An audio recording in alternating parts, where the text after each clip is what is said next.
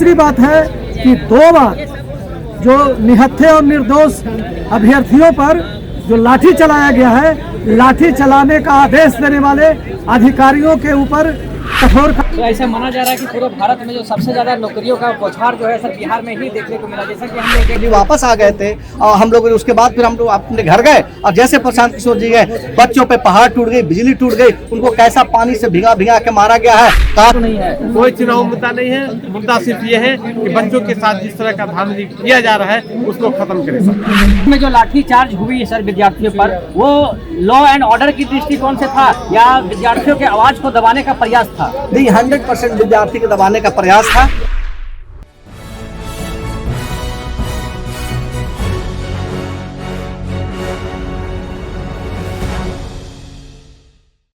Times of Bihar. अभी हम लोग पटना के गांधी मैदान में हैं और जैसा कि हम लोग जान रहे हैं यहाँ पर बीपीएससी 17वीं जो परीक्षा हुई थी और उस परीक्षा को लेकर धरना प्रदर्शन चल रहा है। और इस धरना प्रदर्शन की अगुवाई जो है वह जन सुराज पार्टी के जो मेन सुप्रीमो हैं प्रशांत किशोर जी, जिनको हम लोग पीके के नाम से जानते हैं, वो इस धरना को लीड कर रहे हैं। बीपीएससी के छात्र भी काफ़ी ज़्यादा संख्या में इस धरना में आए हुए हैं। हम आपको पीछे अपने दिखा रहे हैं, यहाँ एक वैनिटरी वैन खड़ा है। माना जा रहा है कि ये वैनिटरी वैन जो है जन सुराज पार्टी का है और लगभग 2.5 करोड़ रुपया इसकी कीमत बताई जा रही है। और यह जो है तमाम सुविधाओं से लेस वैनिटरी वैन है, जहां प्रशांत किशोर और यहाँ धरना में बैठे तमाम लोग जो है शौचालय और रहने की व्यवस्था इसके अंदर की गई है। लेकिन आपको बता दें कि जो बिहार में भ्रष्ट शिक्षा व्यवस्था है उसको लेकर जो है बीपीएससी के विद्यार्थियों का जब प्रदर्शन हो रहा था, उसमें जो लाठी चार्ज हुआ था, उस लाठी चार्ज के विरोध में छात्र जो है यहाँ पे आंदोलन कर रहे हैं। और इस आंदोलन में प्रशांत किशोर जो है अनशन में बैठे हुए हैं, जैसा कि हम लोग पीछे देख रहे हैं, जहां से वो बैठ के जो है इस मंच को संचालित कर रहे हैं। और यहाँ बहुत सारे छात्र जो है जुड़ के इस आंदोलन का समर्थन दे रहे हैं। अपना परिचय सर दीजिएगा। मेरा नाम है केडी यादव, नालंदा जिला हिलसा से एक्स एमएलए है और जन स्वराज पार्टी के स्टेट कोर कमेटी के हम सदस्य हैं। किस विधानसभा से आप एमएलए थे सर? नालंदा जिला के हिलसा से। CPIML से हम चुनाव जीते थे, भाकपा माले से। अभी जन स्वराज पार्टी के किस पद पर है आप?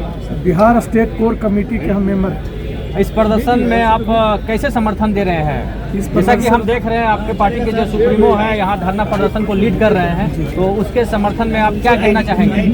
उनके समर्थन में चूँकि ये यहाँ जो सत्याग्रह चल रहा है ये बीपीएससी के परीक्षार्थियों के समर्थन में, तो सबसे बड़ा सवाल है बिहार के जो परीक्षार्थी लोग हैं जो फिर से परीक्षा की मांग कर रहे हैं, इस मांग के और भी मांग के समर्थन में हमारे जन स्वराज पार्टी के सुप्रीमो माननीय प्रशांत किशोर जी यहाँ आमरण अनशन पर बैठे हैं। और उनके समर्थन में यहाँ हजारों छात्र तो हैं ही, जन स्वराज पार्टी के भी बहुत सारे नेता कार्यकर्ता यहाँ आए हुए हैं, उसमें हम भी एक प्रशांत जी के सिपाही हैं। क्या मांगे हैं सर आपकी यहाँ पर, क्या मांगे हैं? पहली मांग है कि फिर से परीक्षा बीपीएससी का लिया जाए टोटल विद्यार्थियों के लिए, न कि केवल एक जगह। दूसरा कि जिन लोगों पर झूठा मुकदमा किया गया है वो सारे मुकदमे बिना शर्त वापस किए जाए। तीसरी बात है कि 2 बार जो निहत्थे और निर्दोष अभ्यर्थियों पर जो लाठी चलाया गया है, लाठी चलाने का आदेश देने वाले अधिकारियों के ऊपर कठोर कार्रवाई की जाए। और ये बिहार के ही छात्र लोगों को डोमिसाइल नीति के तहत 2/3 हर जगह पर इनके लिए जगह सुरक्षित किया जाए। ये सब हम लोग की प्रमुख मांगे हैं और उसी के समर्थन में यहाँ धरना प्रदर्शन चल रहा है।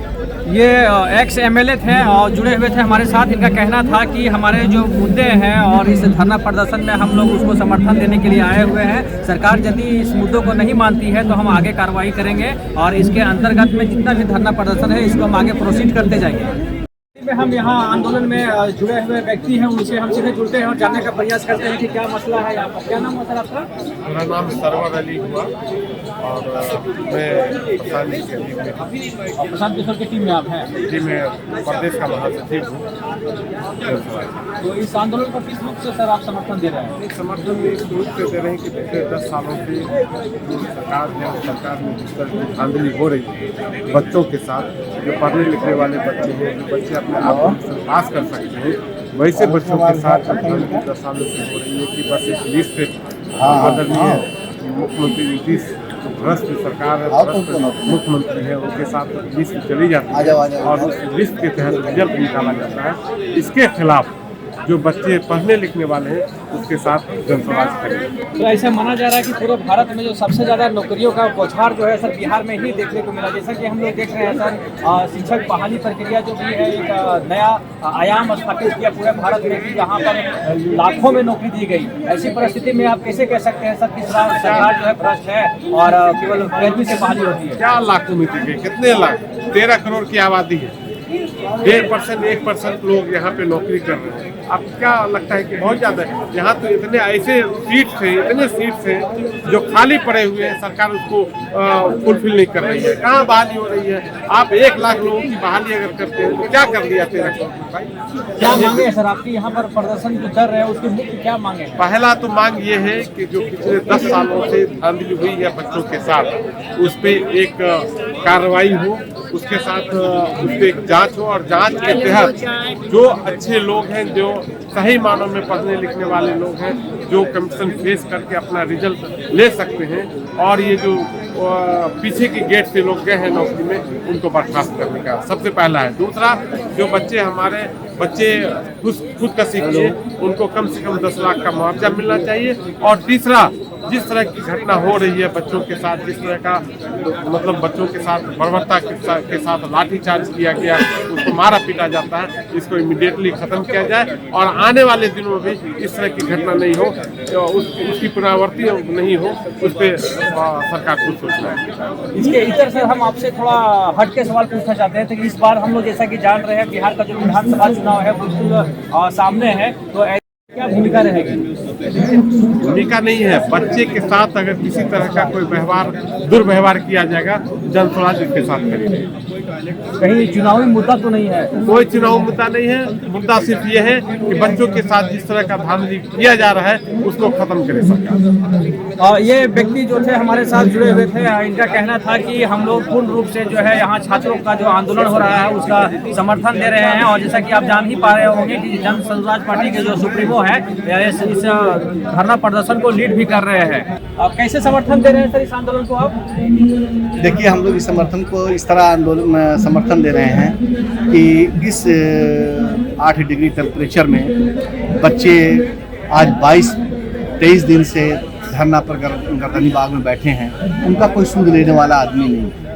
तो इसके में हम लोगों ने देखा कि जब हमारे बच्चे इस तरीके से ठंड में, कड़कड़ाते ठंड में अपना हक मांग रहे हैं, न्याय मांग रहे हैं, तो हमारे नेता जनसुराज के संस्थापक प्रशांत किशोर जी ने एक मीटिंग बुलाकर उनके और इस पे उन्होंने जो है सो गहरा मंथन करके हुआ कि हम लोग बच्चों के भविष्य के लिए, बच्चों के लिए हम लोग जो है सो आगे जो है सो अनिश्चितकालीन धरना पर बैठेंगे।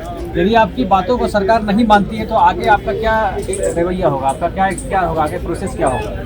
नहीं, हम लोग तो कोशिश करेंगे कि सरकार को हद दर्जे तक मनवाने की कोशिश करें और नहीं अगर मानेगी सरकार तो हम लोग लगातार प्रशांत किशोर जी के नेतृत्व में हम लोग आमरण अनशन पर बैठे हैं और बैठे रहेंगे। आज नहीं कल उन्हें मानना है और अगर ये नहीं मानेंगे तो उनकी निरंकुशता बिहार और हिंदुस्तान के लोग देखेंगे और देख रहे हैं कि जो बच्चा राज्य का भविष्य होता है, देश का भविष्य होता है, वो आज 22-24 दिन से हड़ताल पर बैठा हुआ है। इतना हजारों हजार आदमी आपने देखा कि 29 तारीख का जो धरना था उसमें कम से कम 15,000 लोग थे और उनके साथ कैसा बर्बरतापूर्ण कार्रवाई की गई, जबकि बिहार सरकार को चाहिए था कि ये बच्चे जो हैं ये राज्य के फूल हैं, यही कल भविष्य के बड़े अफसर बनेंगे, यही कल भविष्य के साइंटिस्ट बनेंगे, कल यही जो है सो आगे देश को ले जाएंगे। क्योंकि शिक्षण संस्था से जुड़ा हुआ मामला था, ये कोई और मजदूर और इसका तो ये मामला था नहीं। तो इन्होंने ये साबित करता है कि माननीय मुख्यमंत्री एकदम असंवेदनशील हो गए हैं। उन्हें ये भी पता नहीं है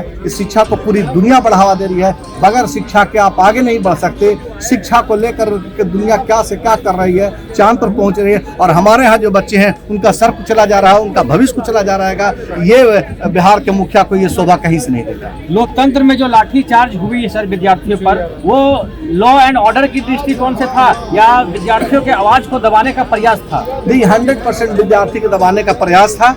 इसलिए कि जिस तरीके से हम लोग कोई तोड़ फोड़ तो बहुत कर नहीं रहे थे, शांतिपूर्वक यहाँ पे 10,000 बच्चे, 10,000 लोग शांतिपूर्वक अपने हक के लिए जा रहे थे। मालूम हुआ कि वो नहीं है, माननीय मुख्यमंत्री नहीं है, दिल्ली में है, मुख्य सचिव ने ये किया था। हम लोग गए और हम लोग घूम करके चले आ रहे थे। वहाँ पे माइक के अब असुविधा की वजह से कुछ बच्चे वहाँ रुक गए थे। उन्हें बार बार समझाना चाहिए था, बार बार उनको जो है समझा कर रखे। जहाँ प्रशांत किशोर जी वापस आ गए थे और हम लोग उसके बाद फिर हम लोग अपने घर गए और जैसे प्रशांत किशोर जी गए, बच्चों पे पहाड़ टूट गई, बिजली टूट गई, उनको कैसा पानी से भिगा भिगा के मारा गया है। काश आप आपके घर के बच्चे होते। और चूंकि हम लोग के हर के बच्चे पढ़ते हैं लिखते हैं, सबके बच्चे को आपके आंखों से आंसू निकल जाता है। नहीं, हम भी सर इसकी भर्त्सना करते हैं कि लोकतंत्र में लाठीचार्ज विकल्प नहीं हो सकता। इसकी समस्या का समाधान हम बातचीत के जरिए कर सकते थे, लेकिन इस तरह लाठीचार्ज जो है कहीं ना कहीं जो लोकतंत्र की मानसिकता है उसकी हत्या को दिखाता है। हमारे चैनल में जुड़ने के लिए दर्शकों को बहुत बहुत धन्यवाद।